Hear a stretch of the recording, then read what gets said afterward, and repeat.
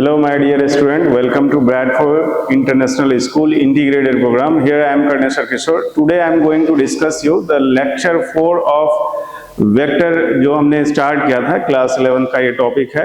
अभी तक जो आपने पढ़ा है वेक्टर के सारे वीडियो में अगर आप देखोगे तो बेसिक वेक्टर से मैंने स्टार्ट किया था, उसमें वेक्टर के बेसिक डिफिनीशन है, फिर वेक्टर के जो है एडिशन कैसे आप करोगे उसमें बेसिक क्वेश्चंस किए गए हैं, और फिर वेक्टर के सब्ट्रैक्शंस जो कैसे करेंगे, दो वेक्टर का आपको दिया हुआ है उसका रिजल्टेंट वेक्टर हम लोग कैसे निकालते हैं, ये सारी चीजें जो वेक्टर 1 और 2 और 3 के वीडियो में आपने देख चुका है। This is the 4th video in which I am discussing here कि वेक्टर के कंपोनेंट्स कैसे निकाले जाते हैं या वेक्टर का जो रिजोल्यूशन होता है उसको आप कैसे निकालोगे। तो वेक्टर का जो रिजोल्यूशन है इसको मतलब ये कहाँ तक जो आपको हेल्प करेगा उसको समझना है कि फिजिक्स के किसी भी चैप्टर में वेक्टर का काफी इंपॉर्टेंस रोल प्ले होगा।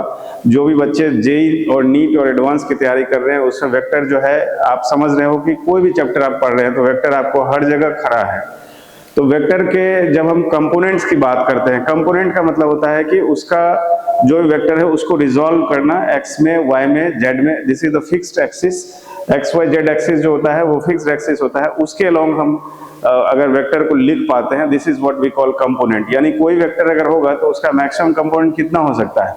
आपके एक्सिस एक्स वाई जेड के बेसिस पे लिखोगे तो 3 कंपोनेंट होगा।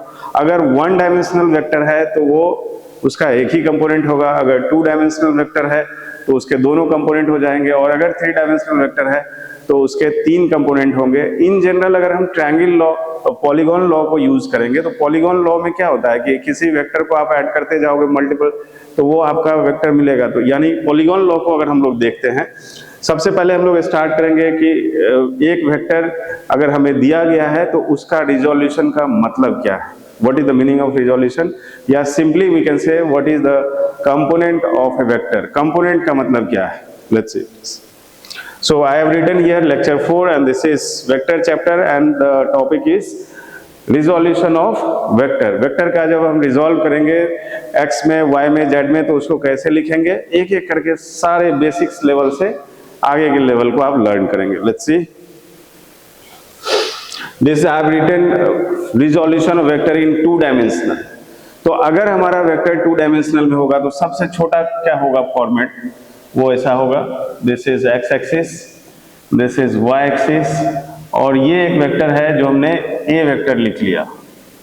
दिस इज द वेक्टर जो कि आपको एक्स वाई प्लेन में दे रखा है। बहुत अच्छी बात है, यहाँ पे ये एंगल को मान लिए थीटा।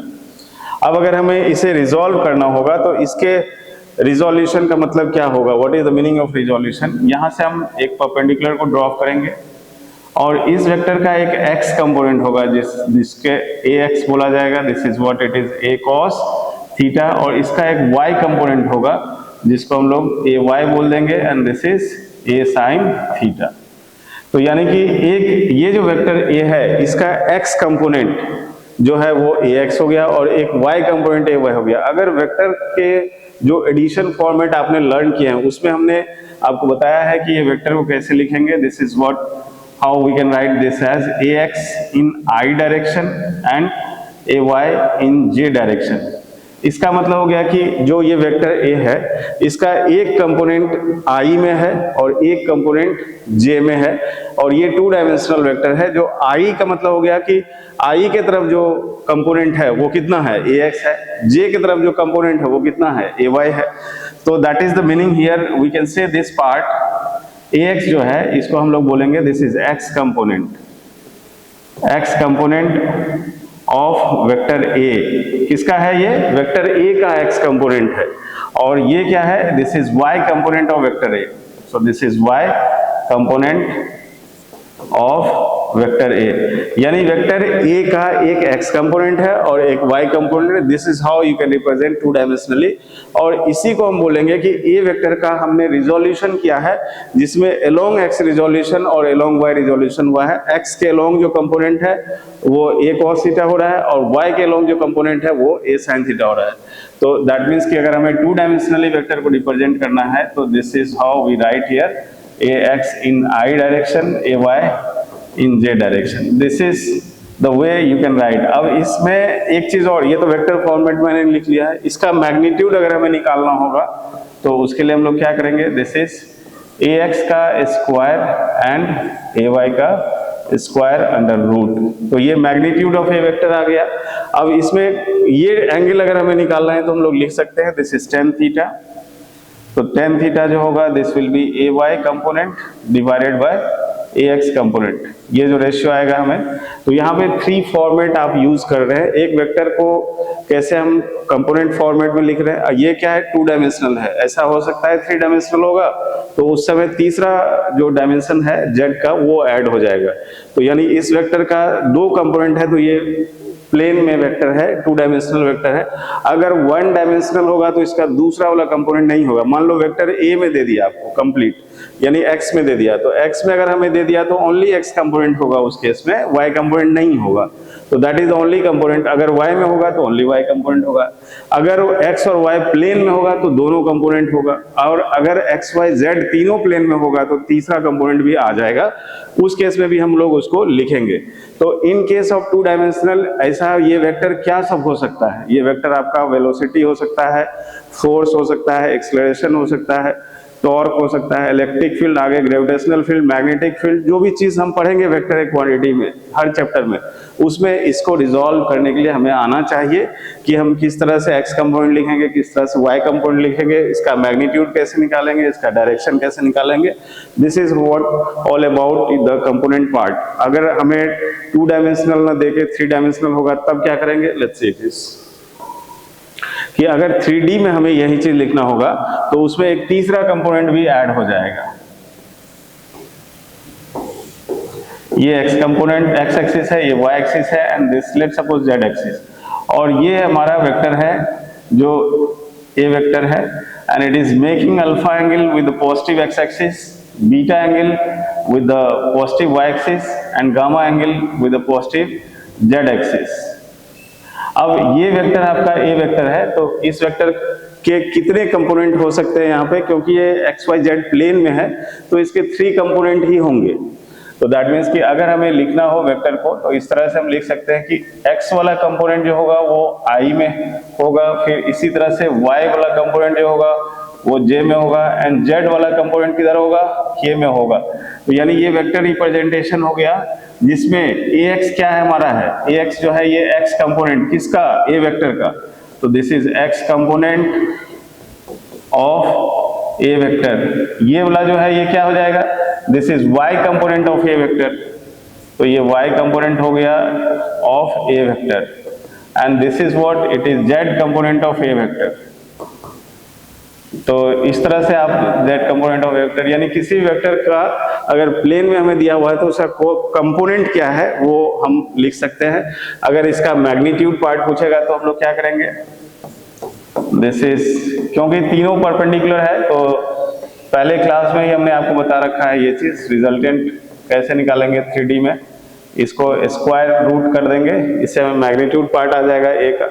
अब इसमें एक पार्ट मैंने आपको बताया था बहुत पहले वीडियो में, डायरेक्शन कोसाइन का बताया था। यहाँ पे हमें यूज होगा डायरेक्शन कोसाइन का भी, कि अगर 3D में लिखेंगे वेक्टर को तो हमें वेक्टर के उसके सारे कंपोनेंट पता होने चाहिए, उसका मॉडुलस पता होना चाहिए, और डायरेक्शन कोसाइन क्या है।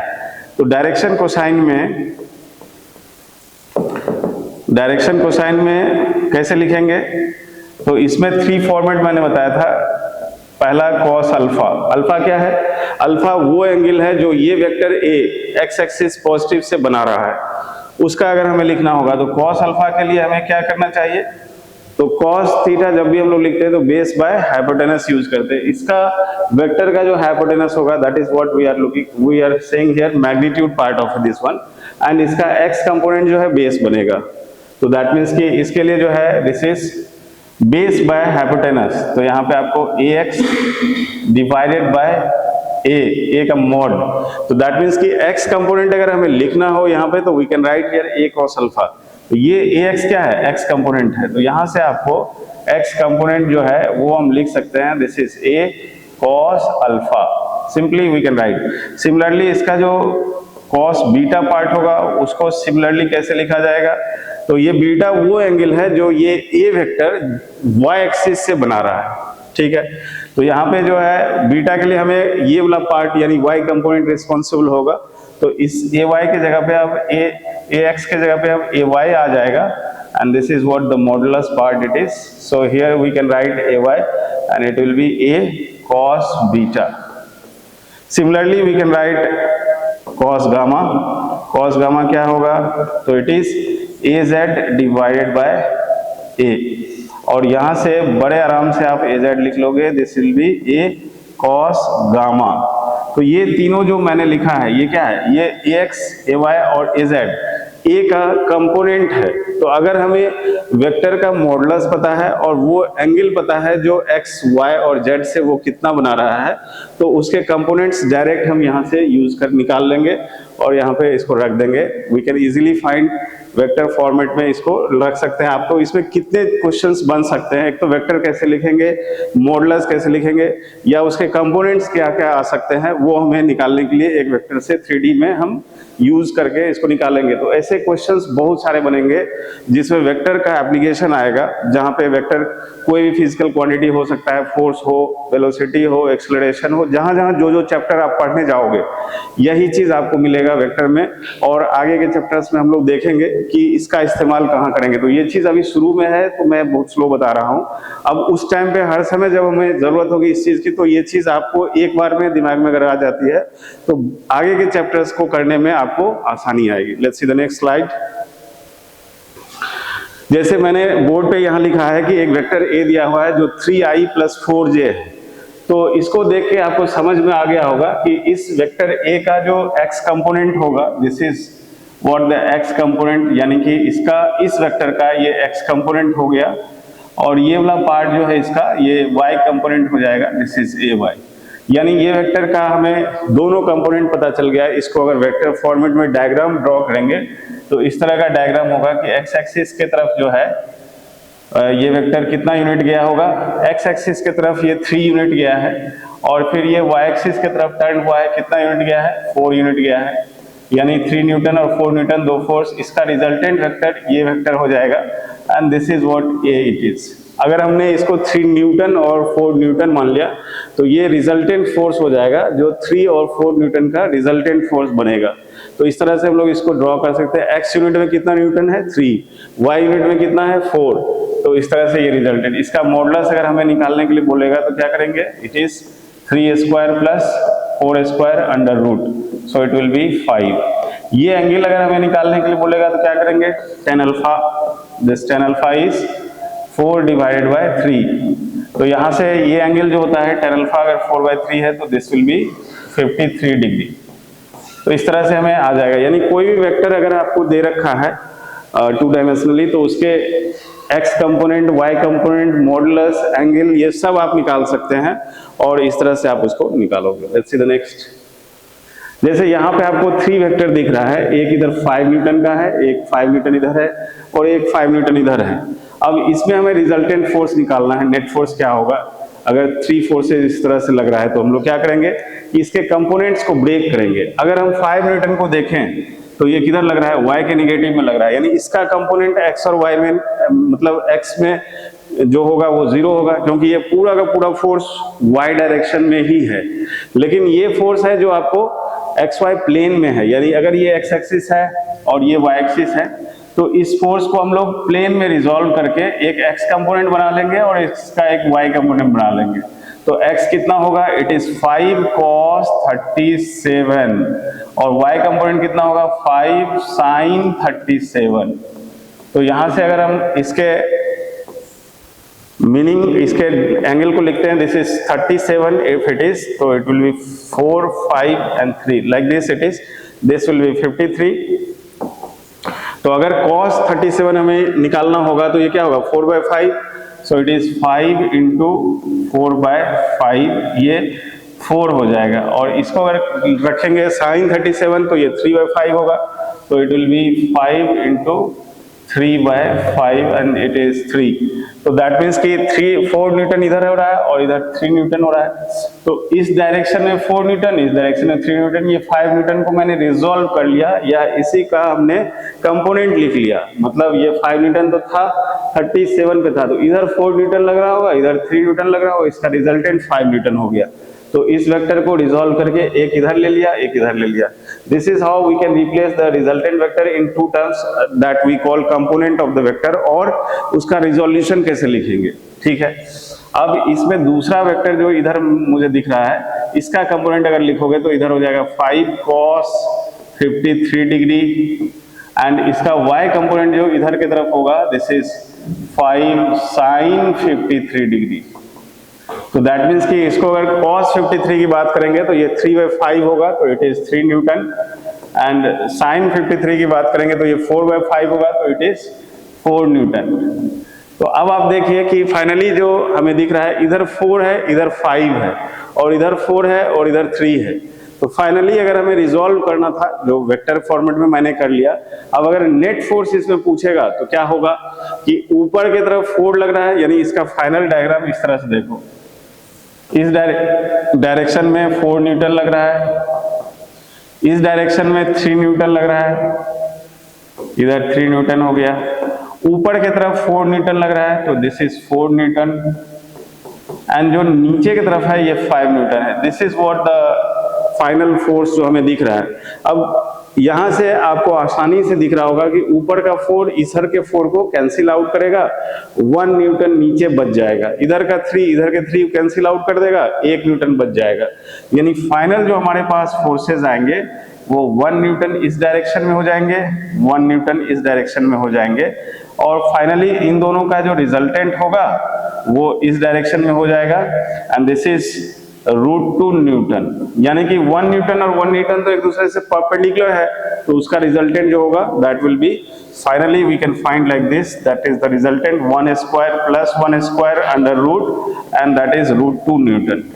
तो पहले आपने क्या किया कि जो भी फोर्सेस मुझे दिए गए थे उसको रिजॉल्व किया, उसको रिजॉल्व करने के बाद फिर क्या किया, फिर देखा कि जो हॉरिजॉन्टल डायरेक्शन में नेट फोर्स कितना लग रहा है, वर्टिकल डायरेक्शन में नेट फोर्स कितना लग रहा है, ये इतना बच रहा है। अब इसका रिजल्टेंट क्या होगा, दिस इज व्हाट। सो उस क्वेश्चन को यहां तक पहुंचना होगा आपको, to find the resultant forces, जो कि वेक्टर के कंपोनेंट मेथड से आप बड़े आराम से कर लोगे। इस फोर्स के जगह पे आगे कल के टाइम पे इलेक्ट्रिक फील्ड हो सकता है, मैग्नेटिक फील्ड हो सकता है, कुछ भी जो वेक्टर होगा तो हमें ऐसे ही करना है। Let's see the next slide क्या है। यहाँ पे एक छोटा सा ए वेक्टर हमें दिया हुआ है, 30 डिग्री बना रहा है। इसका अगर कंपोनेंट मुझे लिखने के लिए बोला जाए तो क्या करूंगा, यहाँ से परपेंडिकुलर ड्रॉप करके एक ax हो जाएगा और एक ay हो जाएगा। अब ax को क्या लिखेंगे, तो ax हो जाएगा ए वेक्टर जो दिया हुआ है ये cos 30 होता है √3/2, तो इट इज a √3/2। और अगर y कंपोनेंट हमें निकालने के लिए पूछ दे तो दिस इज a sin 30, तो it is a sin 30, and this is what a sin 30 half होता है। तो यानी ये x कंपोनेंट हो जाएगा वेक्टर का, ये x कंपोनेंट हो जाएगा, y कंपोनेंट ये हो जाएगा, y कंपोनेंट ये हो जाएगा। तो यानी x कंपोनेंट y कंपोनेंट यहां से हम लिख लेंगे। ये एंगल ऑलरेडी दिया हुआ है। इस क्वेश्चन इसमें और कुछ नहीं पूछा जा सकता है। इस a का मैग्नीट्यूड पूछा जाएगा, तो a का मैग्नीट्यूड तो यही होगा, बिकॉज इन दोनों का स्क्वायर रूट करोगे तो फिर से a आ जाएगा। तो a is not mentioned here, a जो भी है वो स्केलर ही दिया हुआ है। तो this is what we can find out from this diagram. Let's see the next slide. यहाँ पे आपको एक वेक्टर दिया हुआ है 2i 3j 6k। एक एक क्वेश्चन इससे कितना निकल सकता है, छोटे छोटे क्वेश्चंस। लेट्स सी ax यहाँ पे क्या है, तो जो बच्चे देख रहे होंगे इस वीडियो को उनको समझ में आ गया होगा कि ये 2x जो है यही ax होगा, x कंपोनेंट, ये जो है ये y कंपोनेंट होगा, एंड ये जो है इसका z कंपोनेंट होगा। यानी ax कितना हो रहा है यहाँ पे 2, ay कितना हो रहा है 3, az कितना हो रहा है इट इज 6, और मॉड a कितना होगा। तो मॉड a के लिए आपको क्या करना चाहिए कि सारे वेक्टर्स, क्योंकि एक xyz है, तीनों परपेंडिकुलर है, तो सारे के स्क्वायर्स को ऐड करिए और फाइनली जो मुझे मिलेगा वो मॉडुलस आ जाएगा। तो this is what a mod we have, and this is ax square plus ay square plus az square under root, and this is easily we can find out here. It is 2 square, 3 square, 6 square, so it will be 4 plus 9 plus 36। तो यहाँ से आपको जो है ये final result जो हमें आएगा वो 7 यूनिट आ जाएगा। यानी मॉड a अगर हम निकालते हैं तो दैट विल बी 7। अब जो लास्ट पार्ट ऑफ क्वेश्चन है वो है डायरेक्शन कोसाइन। तो डायरेक्शन कोसाइन में आपके पास जो फॉर्म है वो है एल जो होगा वो कॉस अल्फा होगा। और कॉस अल्फा क्या था, if you remember the previous slide जिसमें मैंने डिस्कस किया था, कॉस अल्फा का मतलब है अल्फा वो एंगल है जो वेक्टर ए एक्स एक्सिस से बना रही है, वो अल्फा है। तो कॉस जब भी हम लोग लिखते हैं तो ये बेस बाय हाइपोटेनस होता है।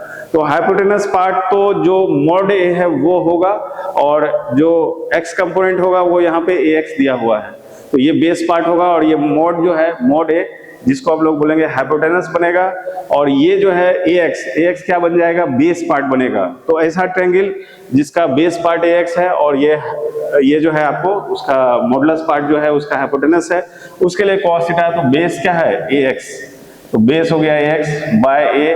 तो यहां से हम निकाल लेंगे कॉस अल्फा, ए एक्स कितना है, ए एक्स 2 है और ए का मोड कितना है 7। तो this is what we can write here, cos alpha is 2 divided by 7। फिर एल के बाद एम क्या होगा, तो it will be cos beta. अब यहाँ पे इसी चीज को अगर हम चेंज करते हैं तो ये बीटा कौन सा एंगल होगा, बीटा वो एंगल है जो ए वेक्टर वाई एक्सिस से बना रहा है वो बीटा है। तो हमें कॉस बीटा लिखना है, कॉस बीटा के लिए क्या चाहिए, ए वाई लेना होगा बेस। तो ये हो जाएगा A Y divided by A vector. तो यहाँ से बड़े आराम से आप निकाल लोगे। ए वाई हमने निकाल रखा है, कितना है वो 3 है, और ए कितना है, ए का मोड 7 है। तो it is cos beta, cos beta जो आ रहा है वो कितना आ रहा है, ए वाई कितना है 3, सो it is 3 divided by 7। And finally last जो डायरेक्शन कोसाइन है कॉस गामा। कॉस गामा क्या होता है, it is a Z divided by A Z कितना है, तो ए जेड यहाँ पे जो हमने निकाला है ये 6 है, तो this will be cos gamma. तो कॉस गामा जो है यहाँ पे 6/7 हो जाएगा। तो इस तरह से बड़े आराम से एक एक डायरेक्शन कोसाइन आप निकाल सकते हैं, जिसमें अल्फा बीटा और गामा ये शो करेगा कि जो ए वेक्टर हमने लिया है उसमें वो एक्स एक्सिस से एंगल बना रहा है, वाई एक्सिस से बीटा बना रहा है, जेड एक्सिस से गामा बना रहा है। और जो मॉडुलस वेक्टर का था, तो इसमें जितने भी पॉसिबिलिटी क्वेश्चंस के हो सकते हैं वो मैंने डिस्कस कर लिए हैं। क्वेश्चन जब भी वेक्टर के बनेंगे तो वो इसी तरह का होगा, एक का कंपोनेंट क्या है, मॉडुलस क्या है, डायरेक्शन कोसाइन क्या है। That's it. C the next question. यहाँ पे दो वेक्टर को मैंने लिखा है, एक वेक्टर ए है जो आपको दिया है i 2j और 2k, और दूसरा वेक्टर b है 3i j एंड 10k। अब हमें क्या निकालना है, r वेक्टर निकालना है। r वेक्टर क्या है, r का मतलब है resultant of the given two vector, जो a और b दिया हुआ है इन दोनों का रिजल्टेंट। तो रिजल्टेंट के लिए हमने पहले ही बोल रखा है आपको, जब भी दो वेक्टर का रिजल्टेंट निकालेंगे तो simply we add the vector, दो वेक्टर को ऐड करेंगे। यहाँ पे बहुत अच्छी बात है, दोनों वेक्टर को ऐड कर लेते हैं। तो क्या हम i को j से ऐड कर सकते हैं, बिल्कुल नहीं। i को हमेशा i से ऐड करेंगे, j को हमेशा j से ऐड करेंगे और k को k से करेंगे। तो i वाला जो भी वेक्टर है वो x एक्सिस वाला है, तो उसमें x में ही हम ऐड कर सकते हैं, x को y में ऐड नहीं करेंगे, क्योंकि j का कंपोनेंट फिर j वाला होगा। तो this is how you need to remember, जब हम i को ऐड करेंगे i से, तो यहाँ 1 है और यहाँ 3 है, तो यानी कि a प्लस b जो होगा this will B 4i plus, अब j वाले को ऐड करना है तो यहाँ 2 है और यहाँ 1 है, तो दिस इज 2 + 1 3, तो it is 3j। And finally b जो होगा, यानी कि जो a plus b final k में आएगा, तो it is 10 + 2 12, so it is 12k। तो इस तरीके से आप a प्लस b वेक्टर जो है वो ये हमें आ गया। This is what the resultant of given two vector 4, this is 3 and this is 12, दोनों को जोड़ेंगे तब ये आ जाएगा। अब इसका मॉडुलस पूछ दिया है कि मॉडुलस क्या होगा। मॉडुलस का मतलब है इसका मैग्नीट्यूड पार्ट। मैग्नीट्यूड के लिए कैसे निकालते हैं ये आप जान रहे हैं, कैसे x का स्क्वायर कर देंगे, फिर y कंपोनेंट का स्क्वायर कर देंगे एंड फिर z कंपोनेंट का स्क्वायर करेंगे। इस तरीके से हमें आ जाएगा। तो दिस इज 16 + 9 + 144, तो ये हो जाएगा आपको 169 and this is what finally 13 जो है ये मैग्नीट्यूड हमें आ जाएगा। लास्ट सेकंड लास्ट है question, unit vector parallel to r। तो अब जो r वेक्टर मैंने लिखा है इसके पैरेलल यूनिट वेक्टर मान लेते हैं कि ये r वेक्टर है। लेट्स सपोज ये हमें r वेक्टर मिला है, ठीक है। अब आपको बोला गया है कि ये r वेक्टर है। अब ये x y z मैंने मान लिया, this is x, this y, this is r, z vector, z axis. अब इस r के पैरेलल में हमें एक यूनिट वेक्टर लिखना है। तो दैट मीन्स कि यूनिट वेक्टर लिखने के लिए आपको बताया गया था कि अगर इस डायरेक्शन में अगर यूनिट वेक्टर r कैप लिखना है तो उसके लिए क्या करेंगे, उसके लिए तो ये बेसिक डेफिनेशन है यूनिट वेक्टर का ही, मैं पहले बता चुका हूं पहले वाले वीडियो में। कोई भी वेक्टर का अगर यूनिट वेक्टर लिखना है तो जो वेक्टर आपको दिया हुआ है वो vector by modulus of vector करेंगे, this basic definition of vector. तो जैसे हमने आपको पहले बोला था कि कोई फोर्स अगर आप लिखते हैं कि 3I है, इसका मतलब हो गया इस फोर्स का मैग्नीट्यूड पार्ट ये है और ये डायरेक्शन पार्ट है, तो दिस इज यूनिट वेक्टर। तो ये निकालना है तो फोर्स का जो ये वेक्टर पार्ट हो गया और उसमें मॉडुलस से डिवाइड करेंगे तो यूनिट वेक्टर हमें मिल जाएगा। तो दैट मीन्स कि अगर यूनिट वेक्टर चाहिए किधर चाहिए, यूनिट वेक्टर चाहिए जिधर r है उसके पैरेलल में चाहिए, तो निकाल लेंगे r cap, this is vector r divided by mod r। ये तो कोई भी कर सकता है, वेक्टर r तो हमने निकाल के रख दिया है यहाँ पे, ये है, और मॉड r भी निकाल लिया, दोनों का रेशियो ले लो, यही होगा। This is what the question number 3 we have, unit vector parallel to r। तो ये हो जाएगा आपको, ये वेक्टर कितना है, this is 4i plus 3j plus 12k and divided by इसका मॉडुलस 13 है। तो this is the unit vector which is parallel to r vector, ये हमें मिल गया। अब जो लास्ट पार्ट है इस क्वेश्चन का वो है डायरेक्शन कोसाइन लिखना है। तो डायरेक्शन कोसाइन के लिए किसी वेक्टर का किसका लिखना है, r का लिखना है। तो r में कितने कंपोनेंट है, x y z, सारे कंपोनेंट पता है। तो r का जो rx पार्ट है, rx मतलब x कंपोनेंट, वो 4 है, r का जो y पार्ट है यानी y कंपोनेंट वो 3 है, और r का जो z पार्ट है वो 12 है, यानी तीनों कंपोनेंट हमें पता है और r का मॉडुलस भी पता है बिल्कुल। तो अभी cos अल्फा के लिए हम लोग क्या करेंगे, cos अल्फा लिखना है। तो जब भी cos थीटा लिखेंगे तो बेस बाय हाइपोटेनस होगा, इसमें बेस कौन सा होगा, अगर हम अल्फा ले रहे हैं तो ये r वेक्टर x एक्सिस से अल्फा बना रहा है, ये वाला एंगल है, तो इसके लिए cos अल्फा लिखेंगे तो rx बेस हो जाएगा और उसका हाइपोटेनस पार्ट जो है ये 13 होगा। तो this is rx divided by r and this is 4 divided by 13, ये हो जाएगा। फिर ये m जो डायरेक्शन कोसाइन लिखेंगे cos बीटा पार्ट, ये हो जाएगा ry डिवाइडेड बाय r। तो ry कितना है, 3 है, और जो r है वो 13 है, और n पार्ट जो लिखेंगे this is cos gamma and this will B rz divided by r। rz कितना है, 12 है, तो 12 और r का वैल्यू कितना है, r का वैल्यू 13 है, तो दैट मीन्स कि ये हो जाएगा आपको 12 डिवाइडेड बाय 13। तो this way we can write the direction cosine, this way we can write the unit vector parallel to r vector. और r वेक्टर मतलब दोनों का रिजल्टेंट कैसे निकालेंगे, उसका मॉडुलस कैसे निकालेंगे। सो दिस इज वे आपको दो वेक्टर का एडिशन, मॉडुलस, यूनिट वेक्टर और डायरेक्शन कोसाइन निकाल सकते हैं। बहुत अच्छी बात है। नेक्स्ट क्वेश्चन देखिए, क्वेश्चन नंबर 9 में a और b दो वेक्टर अलग अलग दे रखे हैं जो 2 डायमेंशनली हैं और हमें निकालने हैं a माइनस 2b का मॉड निकालना है। निकाल लेंगे, पहले क्या करेंगे, एक वेक्टर में से -2b करेंगे, तो जो b है उसमें अगर 2 से मल्टीप्लाई करोगे तो 2 क्या है, एक स्केलर है, तो किसी वेक्टर में अगर हम स्केलर से मल्टीप्लाई करेंगे तो उसके स्केलर वाले पार्ट्स जो है उतना टाइम्स बढ़ जाएगा, मल्टीप्लाई हो जाएगा। What does it mean, it mean कि अगर हमें b दिया हुआ है, b वेक्टर दिया हुआ है 2j माइनस ऑफ 3k, अब अगर हमें 2b लिखना है, यहाँ पे क्या है 2b है, तो 2 टाइम्स ऑफ b करेंगे तो फिर क्या होगा, इसका 2 टाइम्स हो जाएगा, तो दिस इज 4, ये हो जाएगा 4j माइनस 6k, ये हमें मिल गया। अब 2b मिल गया है, अब क्या करना है, a में से इसको सबट्रैक्ट करना है, तो यानी a माइनस 2b अगर हम लोग करेंगे तो इस केस में क्या होगा कि a जैसा है i माइनस 3j, ये a हो गया। अब इसमें माइनस करना है 2b वाले पार्ट को, तो 2b वाला पार्ट ये है 4j and this is minus of 6k, ये है। तो अब आप देखो कि यहाँ पे i, इधर कोई i नहीं है तो i एज इट इज रह जाएगा।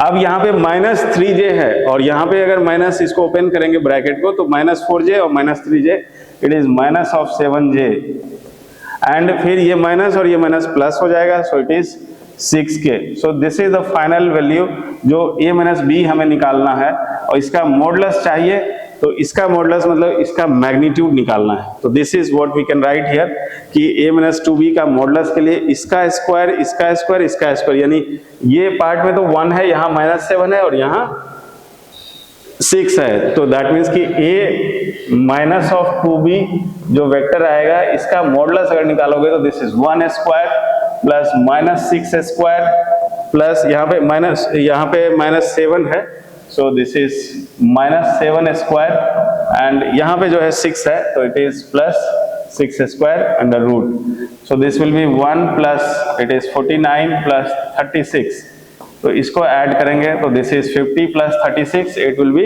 86, तो ये फाइनल जो हमें आएगा that will be 86 root under, इस तरह से इसको हम लोग निकाल सकते हैं। तो this is how the question, कुछ भी आपको पूछा जा सकता है कंपोनेंट फॉर्मेट में कि दो वेक्टर दिया हुआ है उसका डिफरेंस क्या होगा, उसमें कोई नंबर से मल्टीप्लाई कर देगा, उसके पैरेलल में पूछ देगा यूनिट वेक्टर बताओ, डायरेक्शन क्वेश्चन बताओ, तो दीज आर द वेज जो क्वेश्चन को घुमाया जा सकता है, पूछा जा सकता है दो वेक्टर के केस में। नेक्स्ट इसमें दिया हुआ है find the direction cosine of vector 5i 2j and 6k, also write the value of sum of squares of direction cosine of this vector. तो पहले तो हमने डायरेक्शन कोसाइन यहाँ पे निकालना है, तो जो वेक्टर दिया हुआ है तो ये लेट सपोज कोई ए वेक्टर है, इसका 5i plus 2j and plus 6k दे रखा है, तो डायरेक्शन कोसाइन का मतलब अभी मैंने बताया था इट इज कॉस अल्फा, और कॉस अल्फा के लिए इस वेक्टर का पहले मॉडुलस हमें निकालना होगा, तो what about the modulus part, यहाँ पे 25 प्लस 4 प्लस 36, तो ये हो रहा है आपको this is 36 plus 4 40 and 25 65, so it is root 65, ठीक है। तो आपको L जो है ये cos अल्फा आ गया, अब L का वैल्यू हमें निकालना है cos अल्फा, कैसे निकालेंगे, तो जो इसका हॉरिजॉन्टल कंपोनेंट पार्ट होगा a वेक्टर का x में वो 5 है और मॉडुलस पता है, तो this is ax divided by mod a and this is 5 divided by root 65, so this is one direction cosine. दूसरा m जो होगा it is cos beta and this is what we have, cos beta के लिए ay रखेंगे, so this is ay divided by mod a and ay is what, it is 2 and जो mod a है वो root 65 है and जो n vector ये direction cosine होगा this is cos gamma and this is what we have az vector, तो it is az divided by a, az by a, az कितना है 6 है और a कितना है root 65 है, तो it is 6 divided by root 65। तो इस तरह से हमारे सारे बच्चों ये समझ में आ गया होगा कि कैसे कोई भी वेक्टर दिया हुआ है उसका कंपोनेंट लिखेंगे, उसका डायरेक्शन कोसाइन कैसे लिखेंगे, उसका मॉडुलस कैसे निकालेंगे। अब लास्ट में इसमें था आपको कि also write the value of sum of squares of direction cosines in this value, तो अगर हम सबका स्क्वायर करते हैं, सबका स्क्वायर यानी cos square alpha, cos square beta, cos square gamma, तो ये एक थ्योरम है जो मैंने लास्ट क्लास में ही बताया था, cos square alpha plus cos square, ये वाला पार्ट जो होगा cos square beta and cos square gamma, ये कितना होगा, तो जब आप स्क्वायर करोगे, इसको स्क्वायर करेंगे तो उस केस में क्या होगा, लेट्स सी इट इज, इसका स्क्वायर करेंगे तो यहाँ पे cos स्क्वायर अल्फा का मतलब ax का square by a square, so this is ax का square by a square, similarly यहाँ पे हो जाएगा it is ay का square by a square, similarly यहाँ पे हो जाएगा az का स्क्वायर बाय a स्क्वायर। अब सारे टर्म जो है डिनोमिनेटर में सेम है तो ये हो जाएगा a स्क्वायर, और क्योंकि नीचे सारा का टर्म सेम है तो ऊपर simply we can add here, this will be ax square ay square and az square. अब आप ध्यान से देखो कि जो वेक्टर यहाँ पे है उसका मॉडुलस अगर हम लोग निकालते हैं तो सबका स्क्वायर रूट होता है, तो दैट मीन्स कि a स्क्वायर जो है वो क्या है, ये पार्ट जो है आपका वो ax है, ये पार्ट ax है, ये पार्ट जो है हमारा ay है and this part we have az, ये तीनों पार्ट हमें दे रखे हैं, तो तीनों का स्क्वायर रूट करेंगे तो वो तो a स्क्वायर के बराबर ही होगा, और यहाँ a स्क्वायर है यानी कि ऊपर और नीचे सेम है, तो ये वैल्यू हमें 1 मिल जाएंगे, यानी कि जब हम सारे डायरेक्शन कोसाइंस को स्क्वायर करके ऐड करेंगे तो वो फाइनल रिजल्ट हमें 1 मिल जाएगा। So this is how the second part of question you can do it. This in this video we have the last video section of this one. So इस वीडियो में मैंने आपसे डिस्कस किया कि दो वेक्टर को, अगर दो वेक्टर हमें दिया हुआ है तो उसको ऐड कैसे, आई को आई से, जे को जे से और के को के से ऐड करेंगे, रिजोल्यूशन ऑफ वेक्टर क्या है, कंपोनेंट्स ऑफ वेक्टर क्या है, कंपोनेंट के फॉर्मेट में कैसे उसको, डायरेक्शन को साइन के फॉर्मेट में कंपोनेंट को कैसे लिखेंगे, और फिर मैग्नीट्यूड ऑफ वेक्टर कैसे निकालेंगे। So basically this is vector resolution part and component part. In the next video we will continue. So तब तक के लिए thank you, wish you all the best.